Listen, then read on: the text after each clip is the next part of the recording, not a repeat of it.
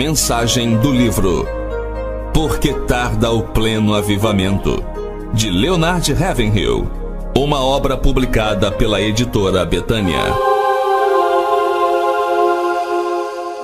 Capítulo 19.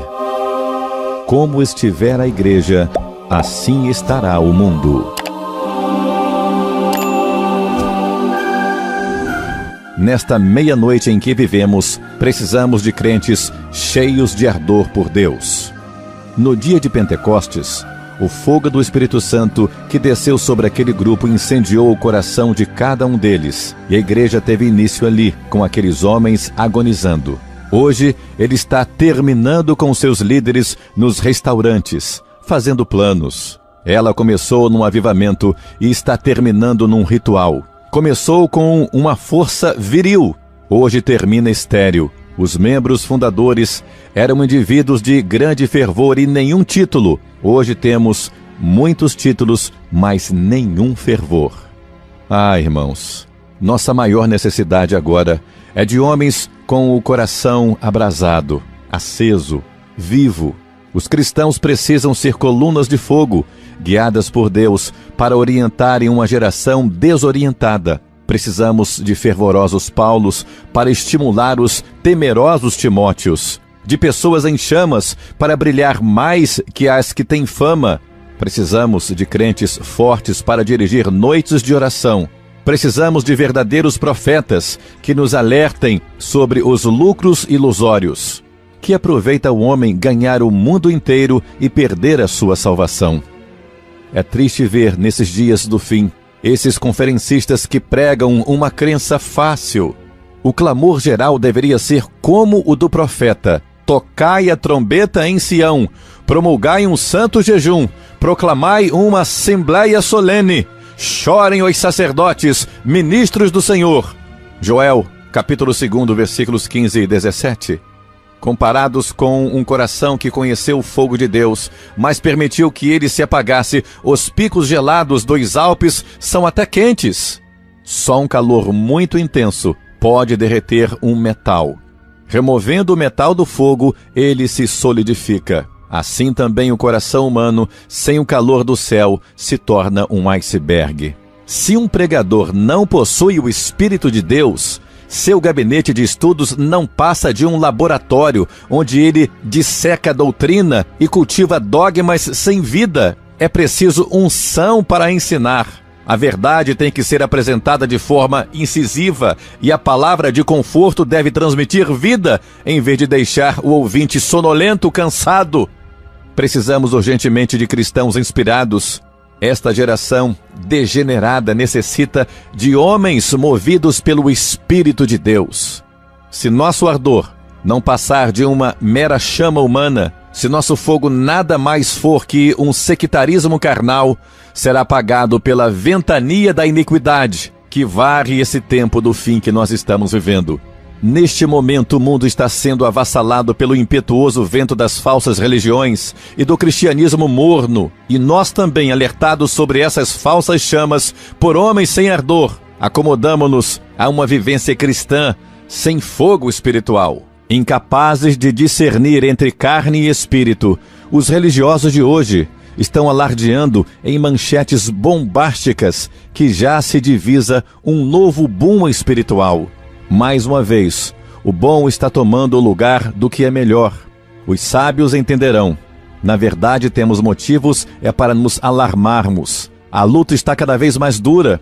Que Deus tenha piedade das nações que hoje são vitimadas por religiões criadas por homens, castigadas pela presença de seitas humanas e condenadas por doutrinas de homens carnais, malignos, heréticos. Será que pode ter havido outra era pior do que esta? Este é o preço que temos que pagar pelo progresso. Esforço redobrado, mais trabalho, mais oração, mais fervor, mais piedade, mais lágrimas, mais suor, mais tempo com Deus. Como estiver a igreja, assim estará o mundo. Se a sentinela dormir, os inimigos invadirão a cidade. O pregador deveria ter pelo menos um dia para preparar o sermão e mais um para preparar o pregador que irá pregar o sermão. A inspiração é tão misteriosa quanto a própria vida, e ambos vêm do alto, vêm de cima, vêm de Deus. A vida, pela sua própria natureza, gera vida. Assim também só crentes inspirados conseguem inspirar outros. Estamos precisando hoje de novos Josués para conduzir o povo de Deus à terra prometida da vida cheia do Espírito. Como o povo de Israel, nós já conseguimos escapar do Egito e do Faraó, que para nós são o mundo e Satanás. Mas nós fracassamos em Cádiz Barneia. É que algo que pode ser degrau para levar-nos às posições mais elevadas acaba se tornando uma pedra de tropeço. Algo que deve ser apenas um portão de acesso à nossa meta torna-se a meta em si. E algo que deve ser uma via de passagem torna-se o ponto final da linha. Já abandonamos a pobreza do mundo, mas ainda não entramos na Canaã das riquezas de Deus. Imagine só, durante 40 anos o povo escolhido de Deus não presenciou milagres nem recebeu respostas de oração. Só tiveram morte, sequidão e trevas, e tudo por causa da incredulidade.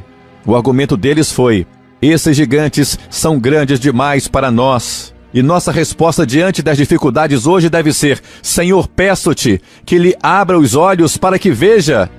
Será que a mão do Senhor está encolhida e não pode salvar? Vamos vê-lo apenas como Deus do passado, o Deus das profecias, mas não o Deus do presente, do já, do agora, da data de hoje que você está ouvindo? O sermão de Pedro no dia de Pentecostes foi penetrante além de fervoroso. A verdade bíblica ganhou vida, mas o que ocorre é o que foi dito por intermédio do profeta Joel.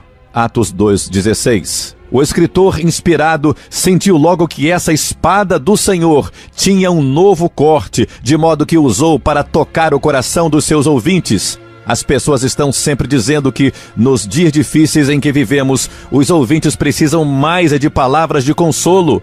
Concordo. Há muitos que de fato precisam de conforto. Os enfermos, os abatidos, os que sofrem. Contudo, que ninguém se esqueça de que aquele que vê uma casa incendiando-se e permanece em silêncio comete um crime terrível. Se alguém vir um criminoso entrar armado na casa de um vizinho e não der o alarme, não o está confortando nem um pouco. Isso não é exagerar a situação de perigo em que nós vivemos hoje. Será que vamos falhar ante esse homem fraco dos nossos dias, que deseja, anseia que a nossa pregação seja um evangelho de sangue, de encarnação divina e de um inferno real? Se falhássemos, estaríamos nos revelando grandes impostores. É verdade que as legiões do inferno são numerosas, mas as hostes celestiais o são mais ainda. O diabo é poderoso, Deus é o Todo-Poderoso. O que está em jogo tem imenso valor, o preço é elevado, o prêmio é valiosíssimo. Vida eterna ou morte eterna. Afirmam alguns que a pessoa que mais trabalhou para a liberdade e democracia foi Patrick Henry. Pois vejamos o que ele disse no dia 23 de março de 1775, no Congresso de Virgínia, numa expressão de grande ardor e devoção pelo seu povo. Será que pagaremos com escravidão e grilhões por uma vida tão preciosa e uma paz tão valiosa? Que Deus nem tal permita. Não sei que decisão os outros tomarão. Quanto a mim, quero a liberdade ou então prefiro morrer. Será que Catão e Demóstenes são capazes de superar essa joia da oratória?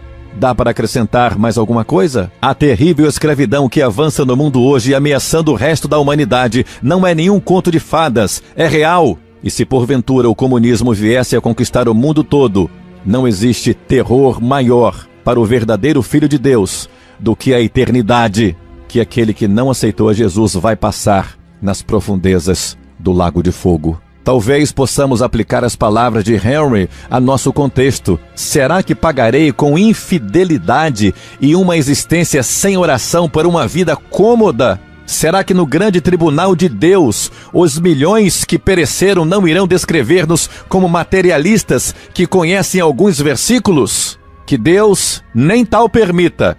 Não sei que rumo os outros tomarão. Quanto a mim, quero um avivamento em minha vida, no meu coração, no meu lar, na minha congregação, minha igreja, minha nação. Ou então eu prefiro a morte. Que o Senhor nos conceda essa bênção e prosperidade real. a vida plena do Espírito Santo em nós. Que Deus te abençoe.